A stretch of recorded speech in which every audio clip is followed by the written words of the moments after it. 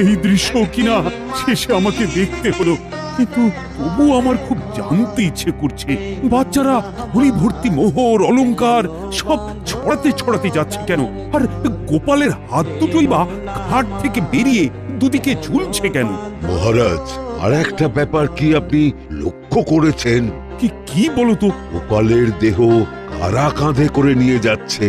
হ্যাঁ হ্যাঁ, ওই তো মন্ত্রী, সেনাপতি, জ্যোতিষী আর পণ্ডিত। আসলে গোপালের এই শেষ যাত্রা আমাদের কিছু শিক্ষা দিয়ে যাচ্ছে মহারাজ।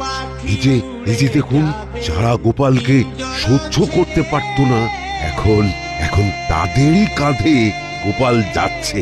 তার মানে শেষ পর্যন্ত কেউই কারোর শত্রু থাকে না, সবাই মান অভিমান ভুলে কাঁধে কাঁধ মিলিয়ে পার করে দেয়। তাই তো, এই দৃশ্য তো সেই কথাই বল।